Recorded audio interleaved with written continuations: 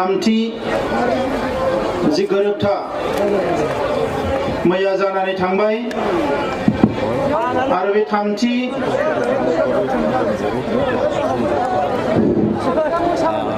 गोरोबथानि उनाव जोंहा मोनसे बिबान दङ हिसाबै दिनै बे थामथि गोरोबथायाव मा मोनखो मा मोनाखै आरो मानो बे गोरोबथाखौ जोङो खालामनो गोनां जाखो दिनै बेखौ बुंनो थाखाय जों बेवहाय बाहागो लाफैदों। दा गिबियावनो आङो नैबे हाबाफारियाव बाहागो लानो हानाय गोलाव सम बड'लेण्ड सोमावसारनायाव बाहागो लाबोनाय हाथियार लानानै सोमावसारनाय मेंनो रोङै सासे दैदेनगिरि जोहोलाव मानगोनां बिथां गबिन्द बसुमतारी बिथांजों लोगोसे एनडिपि प्रग्रेसिभनि दैदेनगिरि बिथांमोन बे हाबाफारियाव बाहागो लानो हानाय joint action कमिटिनि chief convenor Rakesh बर' बिथां बे हाबाफारियाव बाहागो लानो हानाय बारग' रायजो सभानि एमपि लोगोसे इउपिपिएलनि आफादगिरि उरखाव ब्रह्म बिथां बे हाबाफारियाव बाहागो लानो हानाय दुलाराय बर' फरायसा आफादनि बारग' आफादगिरि आथिखालनि एमसिएलए रोंगोरा नार्जारी बिथां बे हाबाफारियावनो बाहागो लानो हानाय गुबुन गुबुन आफादनि दैदेनगिरि बिथांमोन আজিৰ এই সভাত উপস্থিত হ'ব পৰা বড়োৰ বিভিন্ন জাতীয় সংগঠনৰ লগতে ইয়াত উপস্থিত হোৱা আমাৰ গোৰ্খা মাইনৰিটি বেংগলী এসসি মডাহি ৰাভা আৰু বিভিন্ন কমিউনিটিৰ পৰা উপস্থিত হ'ব পৰা শ্ৰদ্ধাৰ নেতৃবৃন্দ এই সময়ত মই নিখিল বড়ো ছাত্ৰ সন্থাৰ তৰফৰ পৰা বড়ো সংগ্ৰামী মঞ্চৰ তৰফৰ পৰা আজি ইয়াত উপস্থিত হৈ পেলাই আমাক সম্বৰ্ধনা দিয়াৰ লগতে আমি যি কামটো কৰিছো এই কামটো স্বীকৃতি দিয়াৰ কাৰণে মই প্ৰথমতে আপোনালোকক ধন্যবাদ জনাইছো। তামানগোনাं ৰাইজোफोर गिबियावनो आङो दिनै बड'फा उपेन्द्रनाथ ब्रह्मनि सोरगोआरि जिउ सोलेरनि खाथियाव आंनि खुलुमनायखौ बावहरदों आरो लोगोसे अबंलावरनि खाथियाव आरज गाबदों बिथाङा सोरगोआव अराय आलो गोजोनै थानो हायो। नैथियाव बड'लेण्ड सोमावसारनायाव दुलाराय बर' फरायसा आफादनि एनडिपिनि बिएलटिनि बे गासैबो सोमावसारनायाव अबथिरा जिउ गारनांनाय जोंनि जोहोलावजो बिथांमोननि जे खास्रि बिस्रि बुथार जानाय बिथांमोननि सोरगोआरि जिउ सोलेरनि खाथियावबो आंनि खुलुमनाय सिबिनायखौ आङो बे समाव बावहरदों। दा मानगोनां रायजोफोर दिनै नोंथांमोना जोंनो आर'नाइ गानहोदों नाथाय बे आर'नाइखौ जोङो नोंथांमोननोसो गानहोनांगौ। मानोना मोनसे सोमावसारनाय मोनसे जांख्रिथायनि जि जिउ बियो सोरबा दैदेनगिरि नङा बियो रायजो राजासो। रायजो राजायासो सोमावसारनायनि जिउ। दिनै लामायाव फैबाय थानाय समाव मबाइल खुलिनानै नायनायाव सासे राजबंशी सेंग्राया मैया WhatsAppआव आपल'ड खालामनाय मोनसे निउस आंनो सोरबा हरदों। बिथाङा बिखा गावनाय बायदियै मबाइलाव गावसिनि रावजों बुंदों बर' हारिखौ आङो सेलुट खालामो होननानै आरो गावनि हारिखौ बियो बुंदों जे आंनि हारिखौ नुनानै आङो जोबोद दुखु मोनबाय होननानै बिथाङा बुंदों। बिथांमोना जोंनि सुक्तिया दा जाथों होननानै एकता दा जाथों होननानै बन्द होदोंमोन नाथाय बे बन्द होनायाव बिथांमोननि मानसिफ्रा रावबो बाहागो लायाखैनो। बिथाङा आरो बुंबावदों बे सुक्तिया जोंनि हारिनि थाखाय बिथांमोननि हारिनि थाखाय गोबां खहा लाबोगोन गोबां बायदिसिना जेंना लाबोगोन बेबायदि बुंसियावबो बिथांमोननि मानसिफ्रा रावबो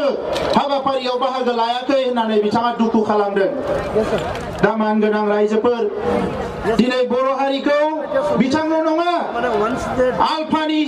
जाय सिएमसि परेश बरुवा बिथाङाबो मैया टिभिआव साबायखर बावदों। दिनै बर' हारिखौ सारा इन्डियानि मानसिफ्रानो दिनै बाख्नायदों सारा आसामनि मानसिफ्रानो दिनै बर' हारिखौ बाख्नायदों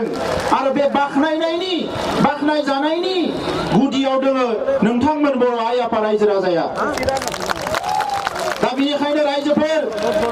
आं नोंथांमोनखौ दिनै गिबियावनो मोनसे बाथ्रा खावलायग्रोनानै दोननो सानदों मानसिसो बयनिबो गोसोआ सोलाय सोल' जायो जोंनिया बयनिबोख्रुइबो गिनांगौआ जाबाय जोंनि गोसोआ सोलाय सोल' जानो नाङा बड'फाया बिनिखायनो बुंलांदों आं थैनोसैयाव आंहा मोनसेल' दुखु थागोन आरो बिथांनि दुखुआ मा गाव थैनायजों गावनि सानस्रियाबो थैफालाङोब्ला बेवहायसो बिथाङा सुख'हायै दुखु थागोन होनदों बिथांनि सानस्रिया मा बुहुमनि बर'फोरा गेरेमसा हारि जानांगौ बुहुमाव बर' हारिया हायाव दैयाव अख्राङाव हाजोआव जेराव था साफ्रोमबो बर' फिसाया गेरेमसा जानांगौ जौगासार जानांगौ जोंनि राव थुनलाइ हारिमुवा अरायसम मुलुगाव थांनानै थानांगोन बे खोथाखौ बिथाङा बुंलांदों दिनै मोनायाव सागान होनायनि उनाव सोरबा उन्दै उन्दै गथ'फ्रा WhatsApp-आव लिरदों बड'फाया बेबायदि सुक्तिखौ लुबैयाखैमोन बड'फाया बैबायदि सुक्तिखौ लुबैयाखैमोन दिनै बड'फानि सिमां बेखौ मोगथां महर होनो थाखायनो BSc सुक्ति जादों बेखौ मोगथां महर होनो थाखायनो BTC सुक्ति जादों आरो बेखौ मोगथां महर होनो दिनै BTR नि सुक्ति जादों बे मोगथां महर होनायनि लामायाव मानगोनां रायजोफोर दिनै रंजानायनि सान नाथाय बे रंजानायनि सानावबो आं मोनसे खोथा बुंनो नागिरदों बड'लेण्डआ बहा थायो रायजोफोर बड'लेण्डआ मानसिनि सालाय बिजियावल' थाबा जानाय नङा बियो बिख्लोआव थानांगोन जाय मानसिफ्रा दिनै बड'लेण्डखौ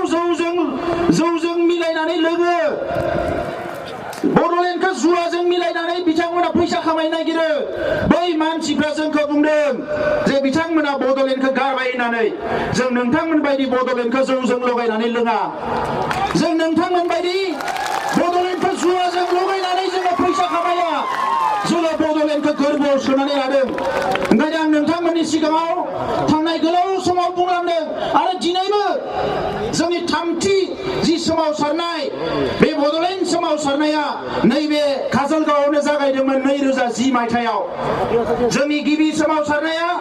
बासबारिनिफ्राय जागायदों बड'फा उपेन्द्रनाथ ब्रह्मनि दैदेननायाव NDBनि सोमावसारनाया जागायदों उदालगुरिनिफ्राय नैथि सोमावसारनाया जागायदों नाथाय दिनै थामथि सोमावसारनायखौ दुलाराय बर' फरायसा आफादा नैबे काजलगाव फोथारनिफ्राय जों जागायदोंमोन आरो बिनिखायनो जों बुंदों जों गिबियावनो थांगोन बे काजलगाव फोथाराव थांगोन बे काजलगावनि फोथाराबो जारिमिनारि फोथार रायजोफोर बिनिफ्रायनो जों जागायजेनदोंमोन बै समाव जोंनि बिदा फंबायनि गेजेराव बुथारलायनाय गावलायलायनाय मोखांजों मोखां नायलायनो हायै नेरलायलायनाय बैबायदि समाव जोंनि दैदेनगिरिफ्रा बयबो सानदोंमोन बे सोमावसारनायखौ लाबोफिननाया मोजां जागोन ना जाया नाथाय जोङो माखासेया साननानै लादों जे सोमावसारनायखौ जुदि लाबोनो हायाब्ला हारियाव खौसे फैनाय नङा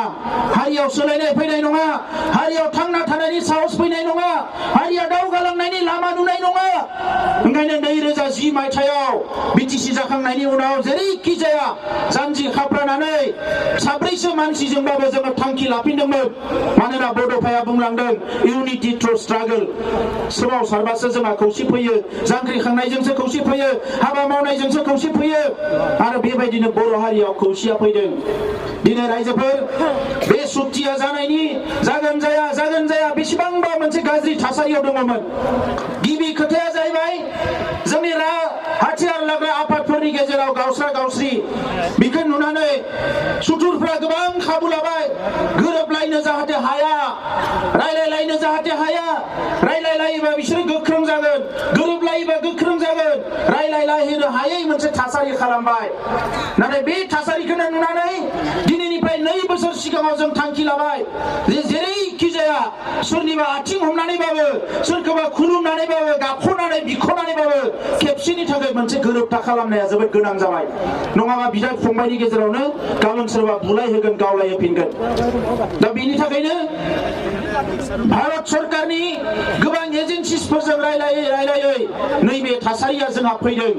दिनै जों साबायखर बावनांगोन बे थासारिखौ बुजिनानै बिथां सावरायग्रा मोना म्यानमारनिफ्राय फैदों दिनै जोङो साबायखर बावनांगोन रन्जन दैमारि बिथाङाबो हाखु दाखुबाबो बिथांखौ बरनना लांनानै सागान होनाय मोनसे थासारि जादों नाथाय बिथाङाबो सागान होनानै दिनै बिखौ मोगथां महर होबाय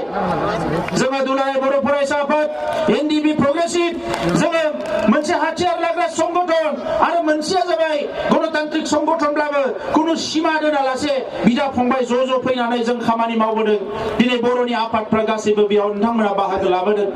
दा मानगोनां रायजोफोर गुबुन हारिफ्रा मानो मानिदों दिनै 20 बोसोर बारबाय एनएसियाना दाबो एकर्ड खालामनो हायाखै बिसोरनि गेजेराव गोरोबलायनायखौ लाबोनो हायाखै बिथांमोनाबो दिनै सावरायदों आंनो गोबां नागा मानसिफ्राबो मेसेज हरदों बोरै मावखो नोंथाङा नोंथांजों जों रायलायनो लुबैयो नागालेण्डआव फै नोंथांजों रायलायगोन जों थांनानै रायलायहैगोन बोरै बे सुक्तिया जाखो जों मानो खालामनो हायाखै सुक्तिखौ बिथांमोना दिनै रायलायदों आरो जोङो ओरैबायदि दुखुनांथाव दाख्लै बावै दिल्लीयाव बेसेबांबा गोबाव थाहैदों नाथाय सासेया सासेजों रायलायनो हानायनि परिबेस जोंनो सरकारा होआखै थेवबो बे सुक्तिखौ जों खालामनानै फैबाय आरो दिनै बन्द होग्राफ्रा नायबाय थाबाय टायार सावग्राफ्रा नायबाय थाबाय जोंनि हेंथा बुंग्राफ्रा नायबाय थाबाय रावबो जेबो खालामनो हायाखै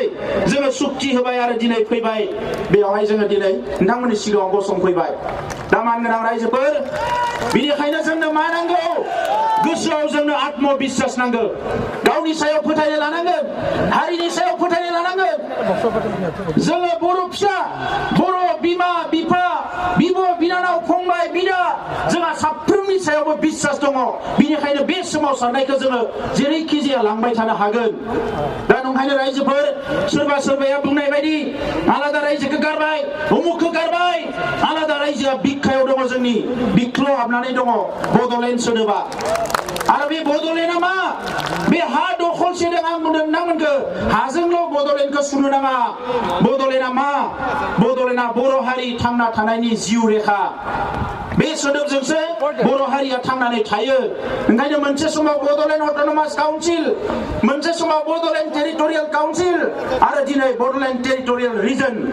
जोङो बे बड'लेण्ड सोदोबजोंसो बर' हारिया थांनानै थानो हागोन मालाया जि बुङा मानो दा नंखायनो रायजोफोर आं नैबे समाव जों मा मोनखो मा मोना बिनि गोलाव गासैखौबो बुंफोरनानै होनो नागिराखै दिनै सासे बड'फानि समाव मोनसे जिल्लायाव दैदेनगिरि जानाय सासे दैदेनगिरिया आं फैबाय थानायाव फनाव बिथाङा गाबहरदों जे फंबाय दिनै आङो नोंखौ ओरैबायदि माने गोसोखांदों आं नोंनि खाथियाव थांनो हायाखै जिफोर जिनिसखौ जों बिदोंमोन गोदो 33 बोसोर सिगाङाव सेन्ट्रेल इउनिभार्सिटि दिनै बड'फानि मुङावनो जोङो सेन्ट्रेल इउनिभार्सिटि लाबोनो हाबाय जोंहा दिनै चिरां जिल्लायाव रौमारियाव जोङो एम्स बिदोंमोन बेसेबांबा नांलायबाय जोङो सरकारजों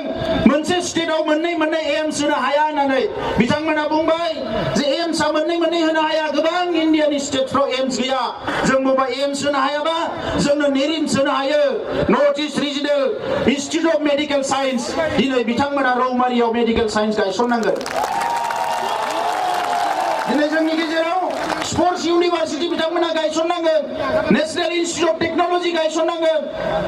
रेलनि थाखाय कच फेक्टरि गायसननांगोन गोबां हाबाफारिफोरखौ बिथाङा मावनानै होनांगोन बे सुक्तिनि गेजेरजों जोंनि सिमाया खोलाहाबो बारायनांगोन सानजाहाबो बारायनांगोन गोबाङानो सोंदों जोंहा सनितपुर जिल्ला बिश्वनाथ जिल्ला बायदिसिनाफ्रा मा जागोन जोङो बेवहाय स्पष्ट बेवहाय जोङो लिरनानै लादों नाथाय बिदि होननानै गुबुन हारिखौ जोङो सिगिनो गुबुन हारिनि थाखाय माबा मोनसे हेंथा मावनो थाखाय नङा रायजोफोर जोङो गावनि थाखायसो सानदों दिनै आसामनि थासारिया मोजां नङा भारत सरकाराबो सानदों आसाम सरकाराबो सानदों माबा मोनसे मावनो थांनानै माबा दावराव दावसि जागोन नामा जोंबो बिथांमोनखौ बुजिदों आरो बिथांमोननो सम होदों जों समखौ बिनिखायनो होदों जोंहा बिश्वास दङ गाबोन जोंनि साननाय हनायखौ मावाबा एक सेकेन्डआवनो जोङो राजा लामायाव ओंखारफिननो हायो बिनि थाखाय जोङो बिथांमोननिखौ जों सम होदों मैया सावरायखांनानै सागान होखांनानै आसाम हाउसआव जोंखौ साहा लोंनो लिंदों मिटिं खालामदों आसामनि चिफ मिनिस्टारा बेवहाय मिटिं खालामखांनानै थांनायनि उनाव आं हारसिंनो गोजौआव थांना लोगो हमनानै सोंफिनदों सागानावथ' नों सहि होबाय बे हाबाफारिफ्रा जागोन ना जाया होननानै जायाबा खिन्थु बारा गोबाव नेनाय नङा आङो होननानै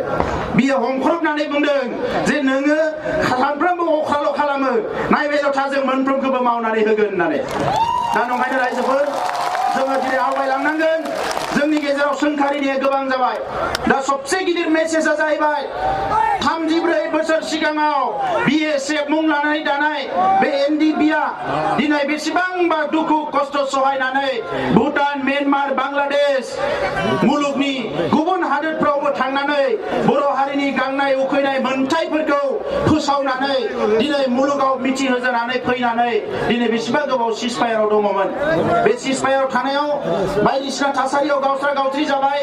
जेरैबायदि मदद मोननांगौमोन मोनाखिसै गोबां बिथिंनिफ्राय दा दिनै फैनानै बिथांमोना नैबे सुक्तिनि उनाव गावनि न'आव थांनो हागोन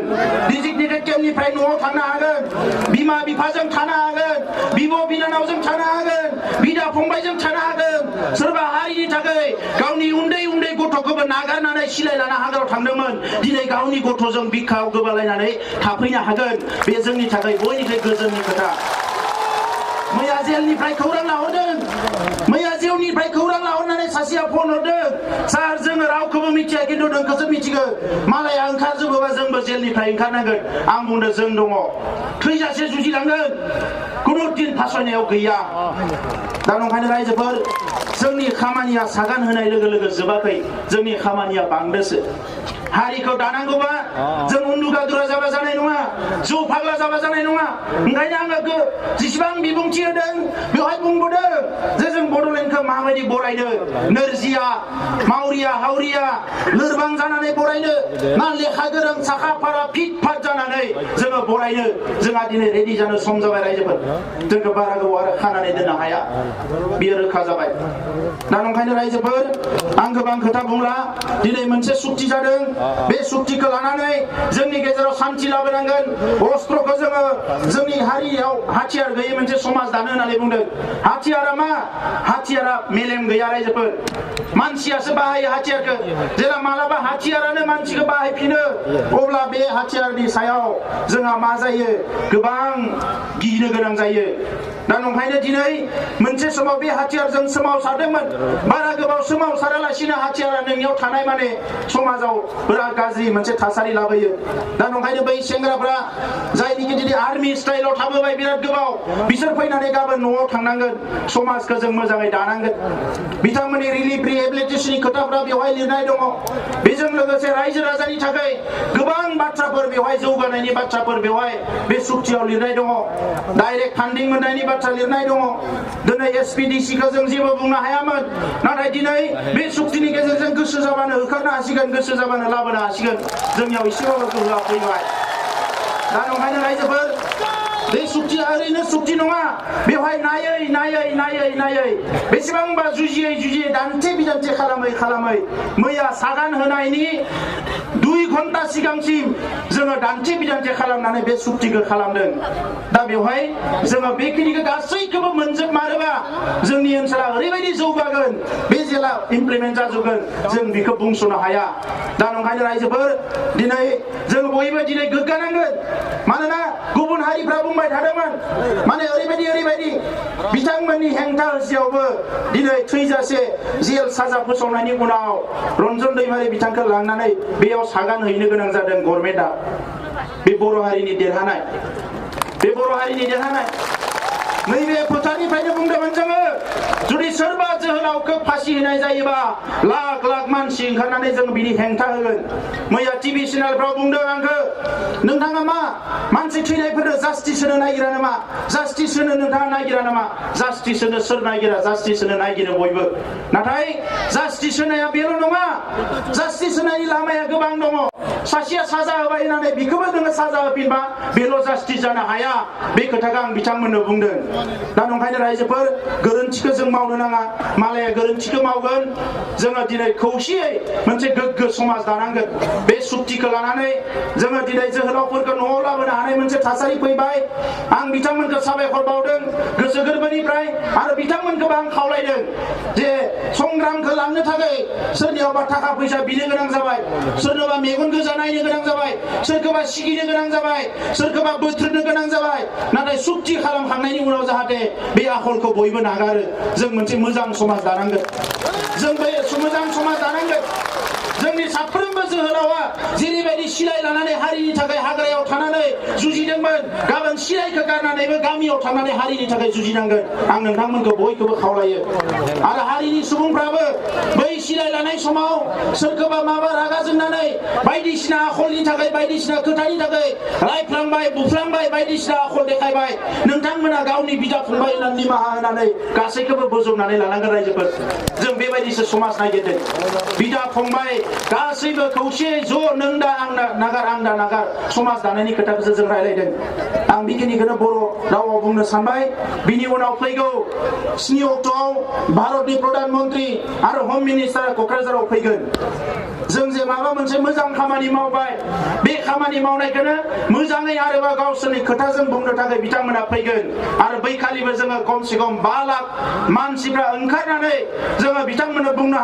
हानांगोन जों ज' जानानै बुंनांगोन जे नोंथांमोना जिखौ होदों जों मोजां मोनदों नाथाय बेखौ उनाव नोंथांमोना मावफुंनो होआबा जों जिरायनानै थानाय नङा बेखौ जाहाथे जोङो दिन्थिनो हायो बर' हारिया बेसेबां खौसे बर' हारिया बेसेबां गोहोगोरा बर' हारिया बेसेबां डिसिप्लिन बैखौ जाहाथे जों दिन्थिनो हायो बिनि थाखाय फैगौ 7 अक्ट'आव क'क्राझाराव जि गेदारिं जागोन बेवहाय जाहाथे नोंथांमोना बयबो बाहागो लायो राजखान्थियानो गासैबो नङा रायजोफोर दाख्लै 26 जानुवारियाव नाङा फाङानो फैब्रबबाय फैनानै जोंहा सिबा बुंबाय एबसुआ ओरै मा गोनांथि जादों एबसुखौ खालि रायनो थाखाय एबसुखौ रायोबा उदै बुङो ना ओंखाम उखै गायो ना मा जायो एबसुखौ रायनानैलाय गावनि खामानि मावनाय साननाय हनाय आखल आखुखौ सोलायोबा गासैबो सोलायगोन रायजोफोर आरो दिनैबो बे जोंनि जायफोर जोहोलावफोर मैया सागान होनानै फैबाय बे आफादफोरखौबो आंजोंसो दङ बैजोंसो दङ होननानै दिन्थिनो थाखाय बिराद आसनि बानायदों नाथाय रायजोफोर खौसेथा जों जेला खौसे जागोन बेवहाय गासैबो सम्भब रायजोफोर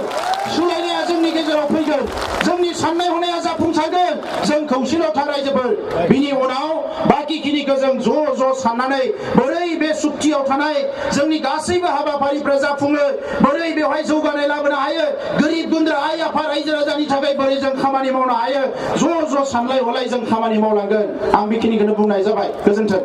जय बर' हारिनि